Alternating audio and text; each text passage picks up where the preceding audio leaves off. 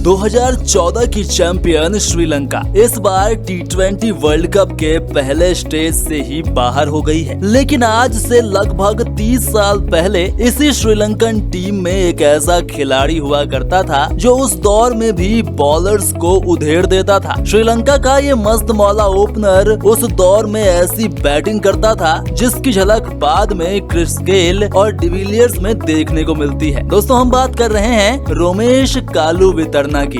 वही रोमेश कालुवितर्ना जिन्होंने आगे चलकर दिग्गज बल्लेबाज सनथ जयसूर्या के साथ कमाल की ओपनिंग जोड़ी बनाई, बॉलर्स को खूब परेशान किया और श्रीलंका को 1996 का वर्ल्ड कप जीतने में अहम भूमिका निभाई। दुनिया के पहले ऐसे खिलाड़ी जो बॉलर्स को पहली बॉल से ही कूटने के लिए कुख्यात थे। क्रिकेट के इतिहास में कभी भी आक्रामक बल्लेबाजों की कोई कमी नहीं रही है, लेकिन अक्सर ऐसे आक्रामक खेलने वाले प्लेयर्स को मिडिल ऑर्डर में ही रखा जाता था। लेकिन साल 1996 की 9 जनवरी को कुछ ऐसा हुआ जिससे ये चीजें हमेशा के लिए बदल गईं। हालांकि ऐसा नहीं था कि ये प्रयोग पहली बार हुआ था। पहले भी टीम्स ने कृष्णमाचारी श्रीकांत और मार्क ग्रेटबैच जैसे प्लेयर्स के साथ ऐसे प्रयोग किए थे, लेकिन 9 जनवरी 1996 को जो प्रयोग हुआ उसने ऐसे प्रयोगों को मेन स्ट्रीम में शामिल करा दिया। ये प्रयोग किया था श्रीलंका की टीम ने और इस प्रयोग के केंद्र में थे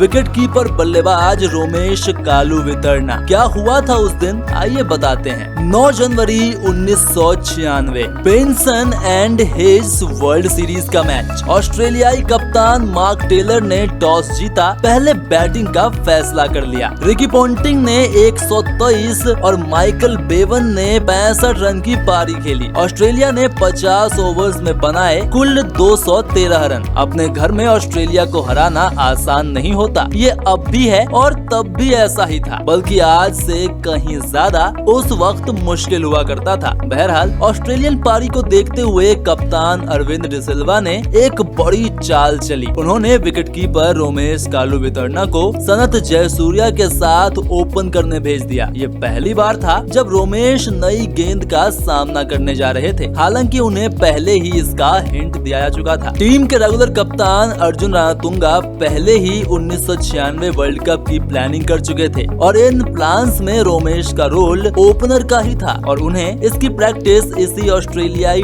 टूर से कराई जानी थी। यानी सब कुछ सोची समझी प्लानिंग का हिस्सा था। रोमेश ओपन करने आए, लेकिन उनके साथ ही सनथ जयसूर्या सिर्फ 8 रन बनाकर आउट हो गए, जबकि तीसरे नंबर पर आए असंका गुरुसिन्हा तो खाता भी नहीं खोल पाए। लेकिन रोमेश ने अपना काम जारी रखा। ऑस्ट्रेलियन बॉलर्स को बेपरवाही से कूटते हुए उन्होंने सिर्फ 75 गेंदों पर 77 रन बनाए। श्रीलंका ने मैच 3 विकेट से जीत लिया। इस सीरीज में रोमेश ने 3 50 मारे। इन 3 में से 2 100 से ज्यादा की स्ट्राइक रेट से आए थे। बस फिर क्या था, रणतुंगा ने तय कर लिया कि रोमेश और जयसूर्या की जोड़ी ही वर्ल्ड कप में ओपनिंग करेगी। उनका ये फैसला सही भी साबित हुआ। श्रीलंका इस बरस वर्ल्ड चैंपियन बना। रोमेश क्रिकेट इतिहास के सबसे सफल आक्रामक ओपनर्स में से एक माने गए, लेकिन वो शुरू में तो बल्लेबाज बनना ही नहीं चाहते थे। वो तो भला हो एक ईसाई पादरी का जिसने रोमेश को बॉलिंग की जगह कीपिंग और बैटिंग करने पर फोकस करने के लिए कहा। इसके बाद साल 1992 में रोमेश ने अपने टेस्ट डेब्यू पर ही सेंचुरी मार दी। यानी पादरी का कहा हुआ सच हो गया था। दुनिया को एक विस्फोटक बल्लेबाज मिल चुका था। रोमेश को 1996 वर्ल्ड कप के श्रीलंकाई नायकों में से